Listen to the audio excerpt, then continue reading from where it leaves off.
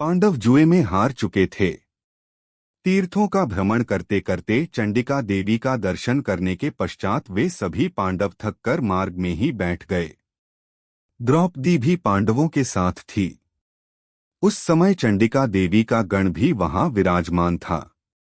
बर्बरीक ने वहां पधारे पांडव वीरों को देखा, परंतु वह उन्हें पहचानता नहीं था। पांडव भी बर्बरीक को नहीं पहचानते थे। जन्म से लेकर आज तक उन्होंने बर्बरीक को नहीं देखा था। पांडवों ने गठरी खोली और प्यास से व्याकुल होकर जल की ओर देखा। तब भीम पानी पीने के लिए कुंड में घुसे। युधिष्ठिर ने भीम से कहा, तुम कुंड से पानी निकालकर बाहर ही हाथ पैर धो लो। उसके पश्चात पानी पीना, अन्यथा तुम्हें बड़ा दोष लगेगा। भीम ने युधिष्ठिर की बात सुने बिना ही जल पीने की इच्छा से कुंड में प्रवेश किया। प्यास से व्याकुल भीम ने जल को देखकर वहीं जल पीने का निश्चय किया और मुख, दोनों हाथ और दोनों पैर धोने लगे। भीम जब पैर धो रहे थे तो बर्बरीक ने कहा, ओ दूर्मते, तुम यह क्या कर रहे हो? तुम्हारा विचार तो बड़ा दोषपूर्ण है। मैं रोज इसी जल से देवी चंडिका को स्नान कराता हूं। तुम इसी जल में अपने हाथ पैर धो रहे हो। मलिन जल का त्याग तो मनुष्य भी करते हैं, तो देवताओं की तो बात ही क्या। तुम इतने बड़े मूढ़ हो तो तीर्थों में क्यों घूम रहे हो? भीम बोले, क्रूर राक्षस, तू क्यों ऐसी कठोर बातें करता है? जल का दूसरा उपयोग ही क्या है? यह मनुष्यों के उपयोग के लिए ही तो होता है। अंगों को धोना ही तो स्नान कहा जाता है। धर्मात्मा पुरुष क्यों बावड़ी और कुओं का निर्माण करते हैं? बर्बरीक बोले, निश्चय ही तुम्हारा कथन सत्य है कि मुख्य तीर्थों में स्नान करना चाहिए, परंतु जो नदी आदि चर तीर्थ है, जिनका जल निरंतर बहता रहता है, उन्हीं में प्रवेश करके स्नान करना चाहिए। कूप, कुंड आदि स्थावर तीर्थों में तो बाहर खड़े होकर ही जल से स्नान करना चाहिए। स्थावर तीर्थों में भी प्रवेश करके स्नान करना उचित है, परंतु उसका जल देवता आदि को स्नान करने के लिए उपयोग में न लाया जाए और देव स्थान वहां से 100 हाथ की दूरी पर हो। उसके भीतर प्रवेश करने का भी एक क्रम है कि पहले बाहर ही खड़े होकर हाथ पैर धो लिए जाएं, तब सरोवर या कुंड में प्रवेश किया जाए, अन्यथा दोष बताया गया है। इसलिए ओ दुराचारी, तुम जल से शीघ्र ही बाहर आ जाओ।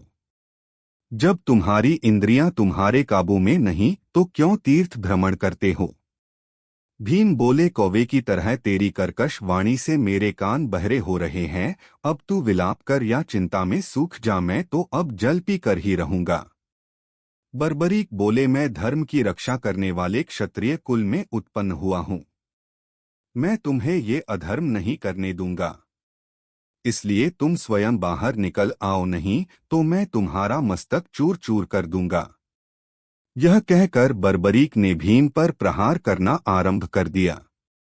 तब भीम जल से बाहर आए और दोनों वीरों में भयंकर युद्ध छिड़ गया। 2 ही घड़ी में बर्बरीक के सामने भीम का बल कम होने लगा। बर्बरीक ने भीम को अपनी भुजाओं में उठा लिया और उन्हें समुद्र में फेंकने के लिए चल दिए।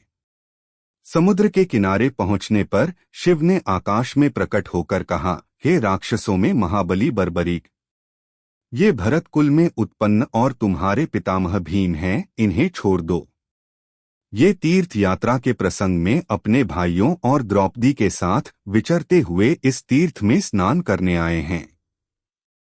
ये तुम्हारे द्वारा सर्वथा सम्मान पाने के योग्य हैं। भगवान शिव के ऐसे वचन सुनकर बर्बरीक ने भीम को छोड़ा और उनके चरणों में गिर गए।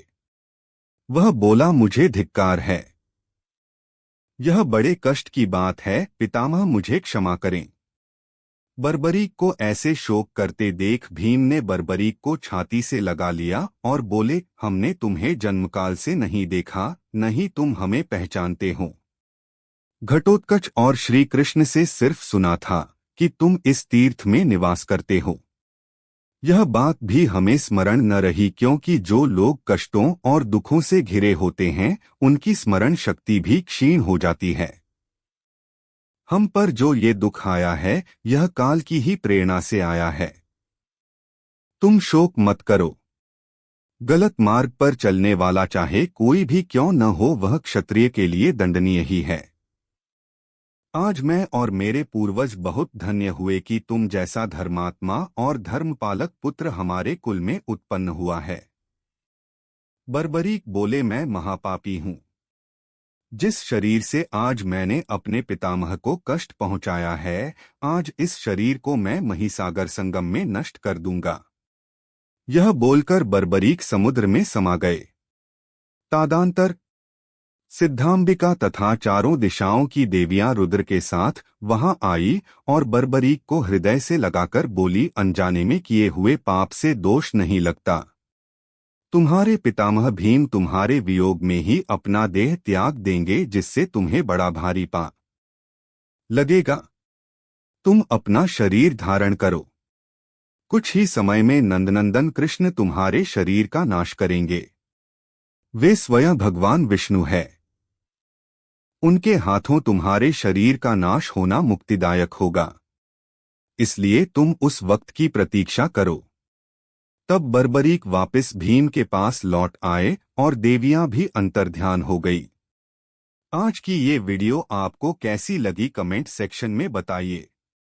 वीडियो को लाइक और चैनल को सब्सक्राइब करना न भूलें।